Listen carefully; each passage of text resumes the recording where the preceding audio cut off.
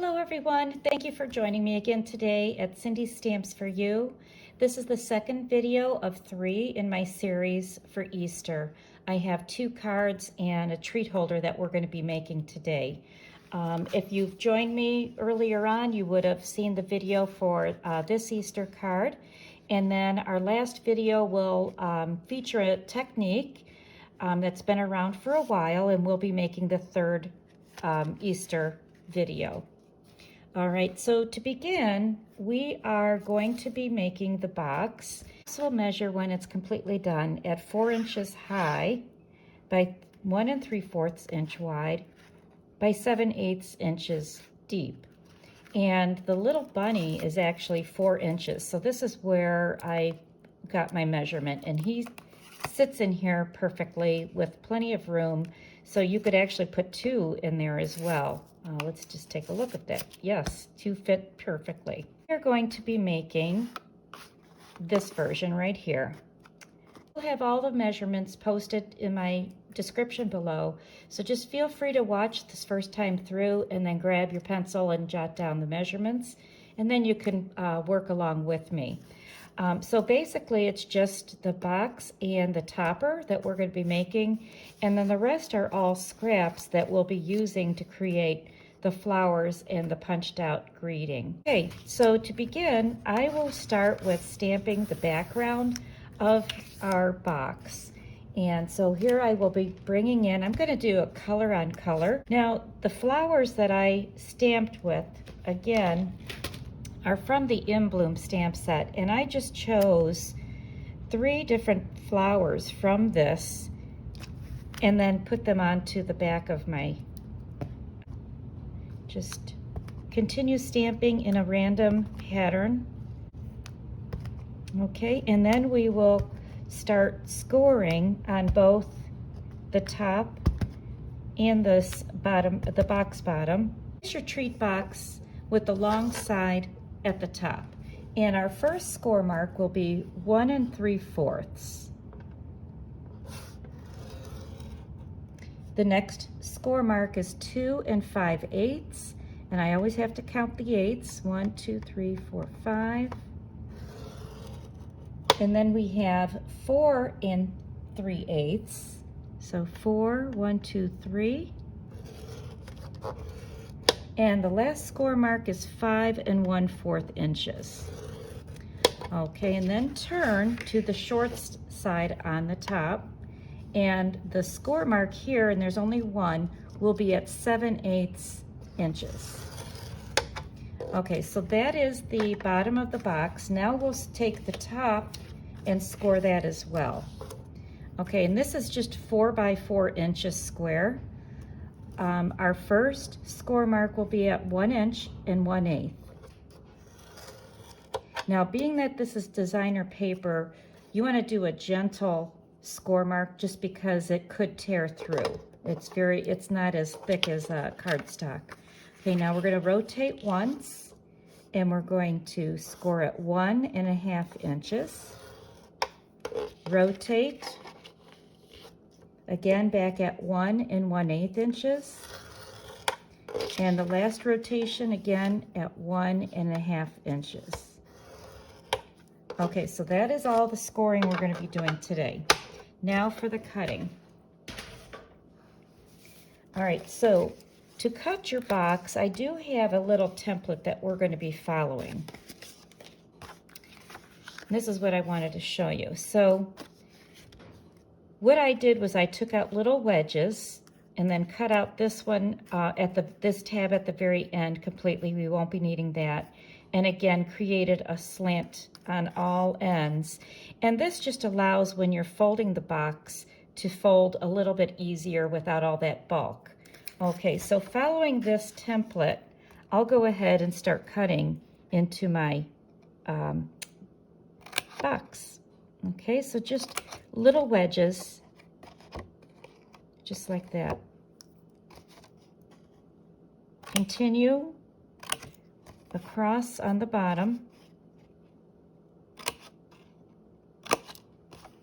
Okay. And then the last one we are going to cut out and then cut that flap on an angle.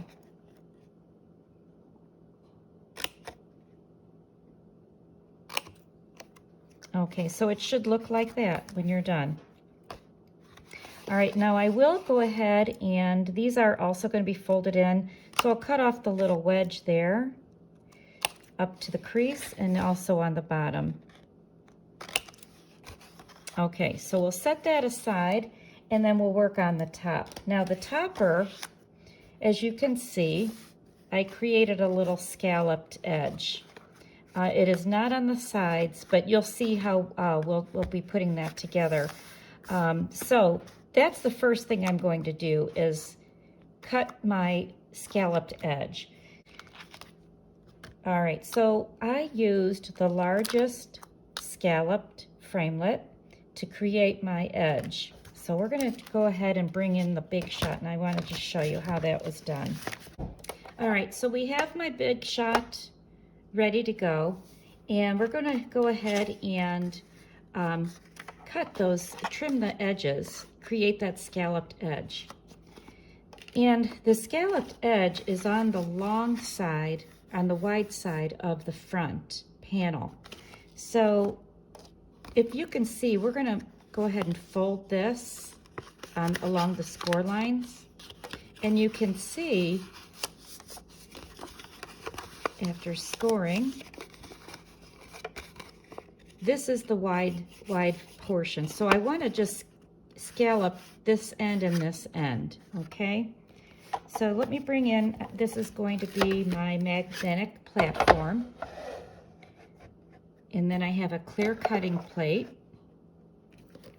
And then I will add my paper. Okay, and then the scalloped cutting edge down onto the paper. And again, I wanted to cut the wide end of my topper. So it doesn't quite fit. It's not exactly 4 inches wide. I will be taking off a little bit. You can see there's a little excess on each side, but that's okay. Okay, and add your top cutting plate and then run it through. Okay, so the wide sides, this is where I cut straight up, and it took out a little wedge on both sides. So we're going to do that along this designer paper. So I went straight up and took out a little wedge.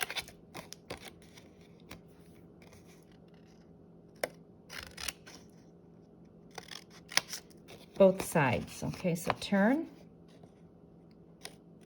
up to the score line.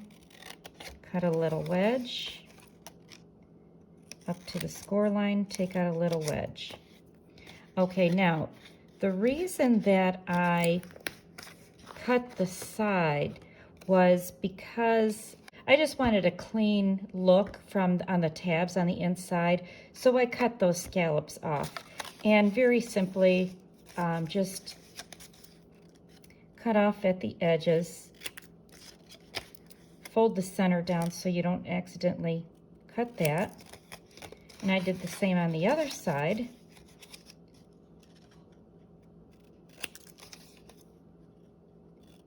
Okay, so that's simply it. And then you could choose whichever side you want. Being that this is a double-sided paper, we can go ahead and choose, whichever. I kind of like the plaid, so I think that I'll have that for my top today. All right, so let's go ahead and start adhering, putting the box together. So I'll bring in my bone folder. Give it a nice crease so everything folds over nicely.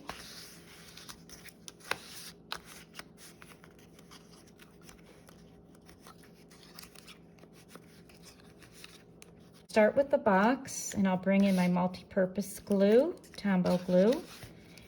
And I just added a little glue to the flap, and then you could just fold it over onto itself, onto the box. And it just lines up perfectly. Okay, so now you have your box formed. And then you just can decide what you want, which side you want to be the front. So I guess this will be my front. So I will go ahead and pull the tabs down.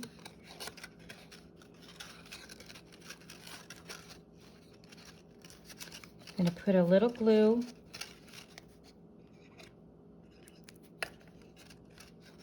onto the tabs and then a little glue onto this front flap, and then hold it down. And I just used my bone folder and went inside and tapped the bottom to secure it.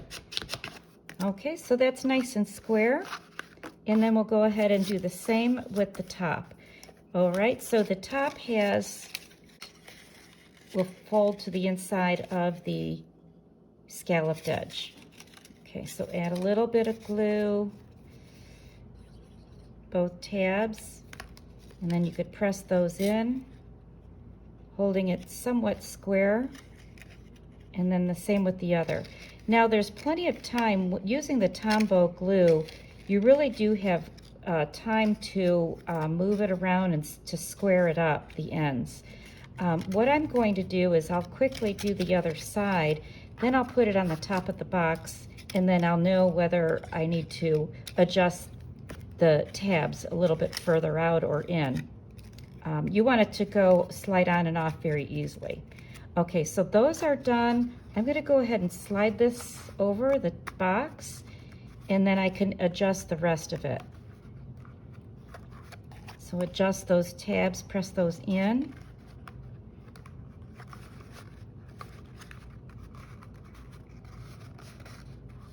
Okay, so that's it. And now all we have to do is decorate the front. Now, as in my last video, what I did was I ended up just punching a lot of the flowers and leaves out ahead of time, but we'll go ahead and do that again today. And so that's where my scraps come in. We do have a greeting, as I mentioned earlier, and that was from the A Wish for Everything I used, and I just chose Happy Easter for the top of the box.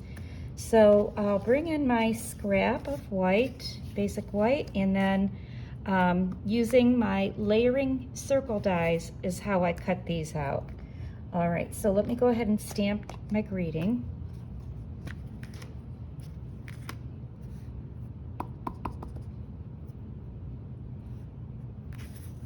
And then we'll run these through the Big Shot.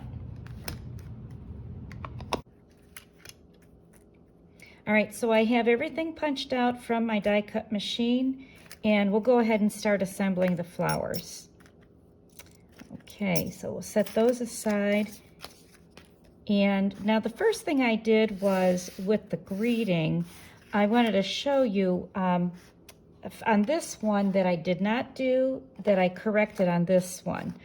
I did have all of my elements on this side of the box, and I realized I was a little too close to the greeting. So I moved the greeting over to the side of the box a little bit further. Look, did there.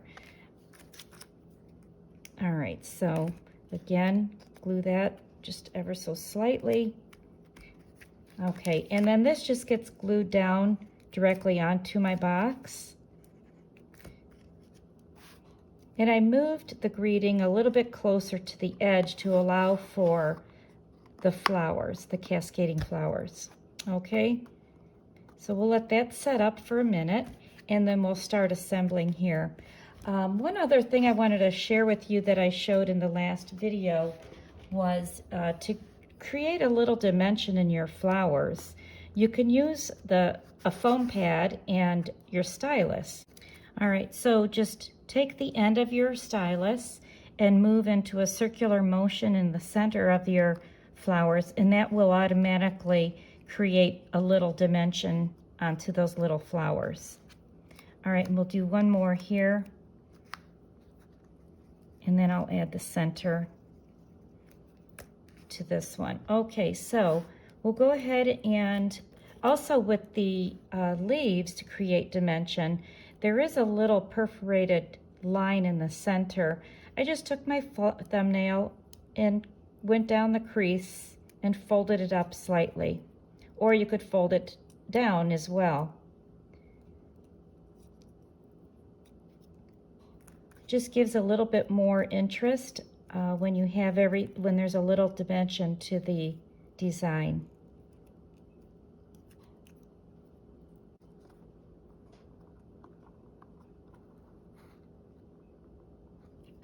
Okay, and just start building around your greeting.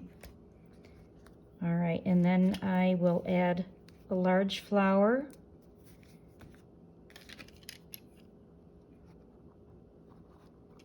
Trying not to cover my greeting.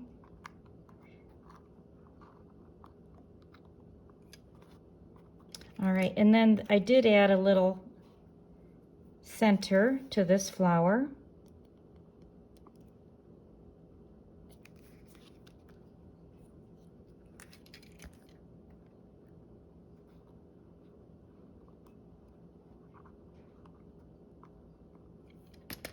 Okay, and now I think I'm going to add another leaf here before I add my little flowers. And so from my last video, this was just an empty bead Brad's case that I saved, and I just made like multiples. I cut out a number of these flowers so I can just use them when I was ready, just to make my card making quicker. So we'll go ahead and cut off one of those leaves. I like an odd number generally, both with flowers and leaves. So add a little tombow at the end of this. Okay, and we'll have this one coming around the top. All right, so now I'm ready to add my flowers.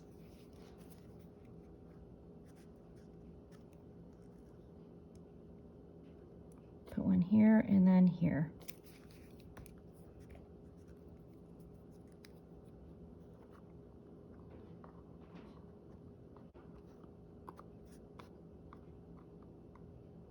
All right, and then one last element that I added to my design, I used once again, the Basic Jewels pearls, which are I just love these.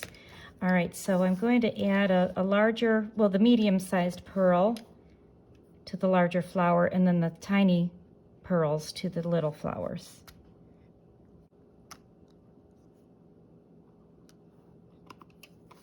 Put in the baker's twine. You could see how that looks. I just had a double strand,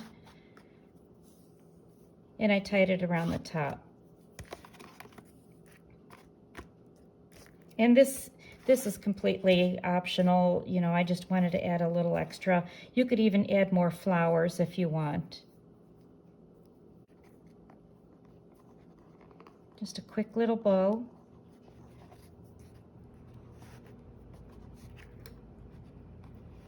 And then you could trim the tails. I guess I tied that upside down, sorry. There we are. And we'll trim those down a little bit.